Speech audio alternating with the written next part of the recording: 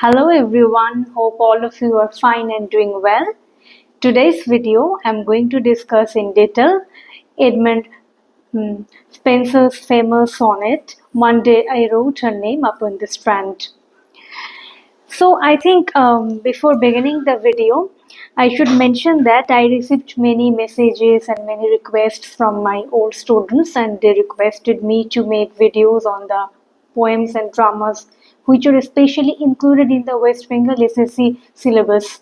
And also I think these poems and dramas which I will be discussing henceforth, all these are very important part in the university curriculum and in the NET or SET exam also. Questions most of the times come from these poems and dramas. So henceforth, I'm going to discuss in detail the poems which are included in the West Bengal SSC syllabus in general, and also I think those who are aspiring for NET or SET exam, these discussions would be very much helpful for all of you. So keep on watching my videos. Um, Today's video, as I have already mentioned, our topic is One Day I Wrote Her Name Upon the Strand by Edmund Spenser. It is a sonnet. Before discussing in detail about the poem, its summary and critical interpretations, I think it's better to know about the poet Edmund Spenser. Edmund Spenser was born in London, but the exact year of his birth is still unknown, and little is known about his early life. He experienced dire poverty in his early life. Later, he rose to prominence due to the benevolence and patronage of his patron, Lord of Leicester. He was the secretary to the Queen's Lord Deputy in Ireland, and there he fell in love with an Irish girl. Her name is Elizabeth Boyle. Later, he got married to Elizabeth in the year 1594, and he composed Epithalamion to celebrate his wedding with Elizabeth. He died very early. He died at the age of 47 in the year 1599 near Westminster. He was a very significant poet of Elizabethan era. He was a renowned sonneteer. He is also known for his epic poem Fairy Queen. So, One Day I Wrote Her Name Upon the Strand is a sonnet by Edmund Spenser. His sonnet sequence is known as Amoretti. It was published in 1595. Total 89 sonnets are there in the sonnet sequence Amoretti. And One Day I Wrote Her Name Upon the Strand is sonnet number 75 in the sonnet sequence Amoretti. The 89 sonnets in Amoretti articulate Spenser's profound love, sincerity, and devotion to his beloved and wife Elizabeth Boyle. The sonnet number 75 is really remarkable. Why? Because in the Elizabethan sonneteering tradition, we never heard the voice of the lady love. She generally remains a passive listener. In the sonnet, Spenser does away with the convention of addressing a mute lady love. He rather strikes a conversation with his beloved, and we hear the lady's voice in the sonnet. Let me discuss about the form of the sonnet a little bit. It is a typical Spenserian sonnet. The rhyme scheme of the sonnet is AB AB, CD CD, and the couplet is EE. It is written in iambic pentameter. Penta means 5, so iambic pentameter. The sonnet has 3 quatrains and a final couplet. What are the important themes of the sonnet? The sonnet contemplates on the aspects of death, time, love, and the world of mutability and flux. And in the poem, there is a recurrent reference to the concept of the evanescent objects in our world and the concept of time as the brooding presence. And the poem also discusses the aesthetic power of poetry. I shall discuss all these aspects in detail, but let me read the poem first. After summarizing its theme, I shall provide critical interpretations for your understanding. So let me read the poem. One day I wrote her name upon the strand. Strand means seashore. So one day the poet wrote the name of his lady love on the seashore. But came the waves and washed it away. But the sea waves came and they washed it away. Again I wrote it with a second hand. Again, second time. Second hand means second time the poet wrote the name of his beloved on the seashore. But came the tide and make my pains his prey. Now here we find a rhetorical figure, personification. The tide is personified as a living object, and he makes his presence very palpable. Therefore, he washes away the name of the poet's lady love, which was written on the sand of the seashore. In the second quatrain, see, we are for the first time in Elizabethan sonneteering tradition, we get to hear the voice of the lady love. She is saying, "Vain man, said she, that dost in vain essay a mortal thing so to immortalize." So here, the poet's lady love is saying him that it is a futile attempt on his part to immortalize a mortal object, because as a mortal being she is subject to time's hand. Therefore, the poet will not be able to offer immortality to her. So it is a futile attempt, it is a vain attempt. For I myself shall like to this decay. The lady love is saying she has accepted her fate. She knows it very well that she will die one day like other mortal beings. And eke my name be wiped out likewise. And like other mortal beings, her name will also be wiped out, will also be eliminated from the world. So that is her destiny, that is her fate, and she has accepted it. The lady love is saying this to the poet.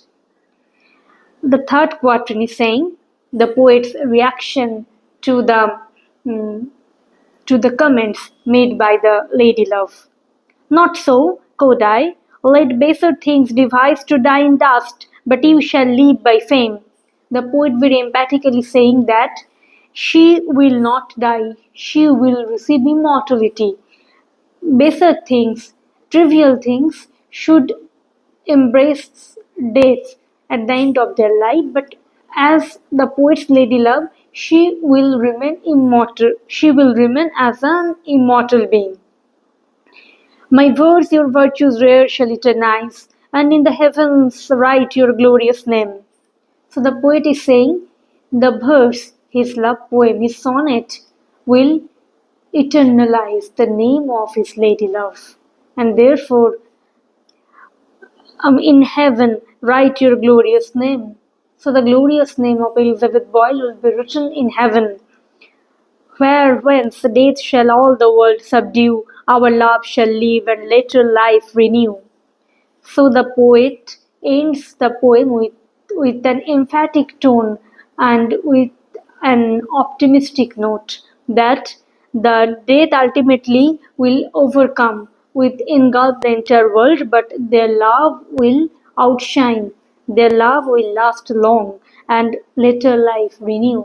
So the rejuvenation, the concept of procreation, the concept of continuity of existence, the theme of leaving behind their legacies, these things are uttered in the couplet of the sonnet. So this is the roughly drawn summary of the poem. So let me explain it critically.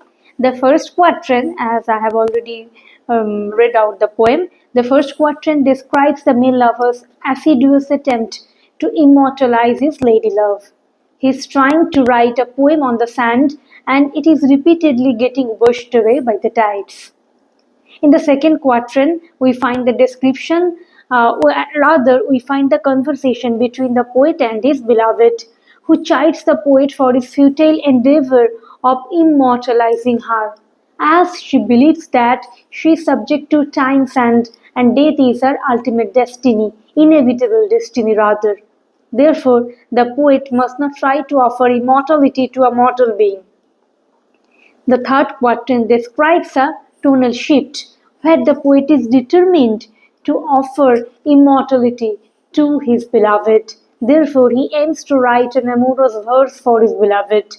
The aesthetic beauty of the poem will transform an ephemeral object into an immortal one. And finally, the couplet emphatically reaffirms the poet's faith in the poetic genius with which he will be able to bestow immortality on his beloved. The poem contemplates on death and time.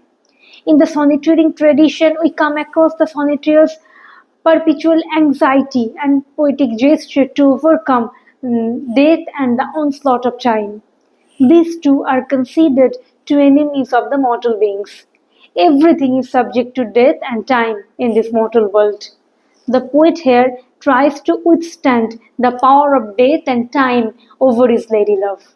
Therefore, he painstakingly crafts an amorous poem for her so that she can be immortalized through his verse. The concept of love is the predominant theme in the sonnet. It is the poet's love for his beloved which prompted him to write a verse eulogizing her virtue. The notion of love and the aesthetic power of beauty to offer immortality to someone, both these issues are interwoven in the sonnet. The artistic medium is the most powerful medium. If any object passes through the medium of art, art has the power to immortalize that object. The poetic conviction or the poetic faith in art's ability to bestow immortality on someone has been articulated in the poem.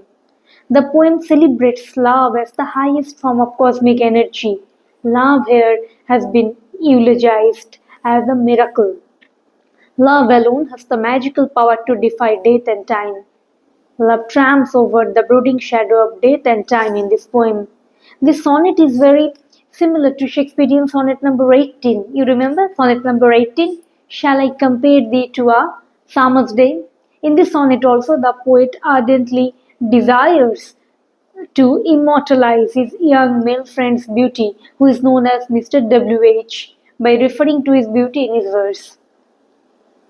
Spenser's sonnet number 75 significantly journeys from despair to optimism, as at the concluding part of the poem, the sonneteer proclaims the power of his love and his poetic genius to immortalize his beloved. Ultimately, it is the power of love which erases the poet's self-doubt and despair. It is interesting to remember that if you very carefully analyze the Elizabethan sonneteering tradition, if you read sonnets of Shakespeare, sonnets of Edmund Spenser, you will be able to find that actually the sonneteer here talks about the need to procreate because his beloved is a beautiful person. He is physically very beautiful. So the resplendent beauty of the beloved should be preserved in the nature.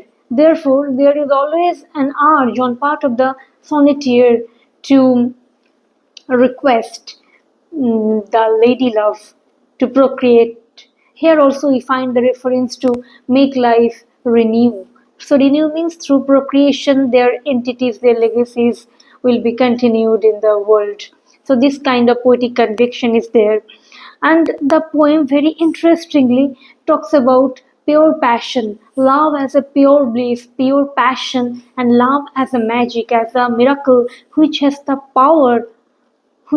only the power to defy the onslaught of time and death. I think all of you will be able to understand my analysis and keep watching my videos. Do let me know on which topic you want me to make my next videos. And if you like this video, please like, share and subscribe my channel and spread the word and stay tuned. Take care. Good night. Bye.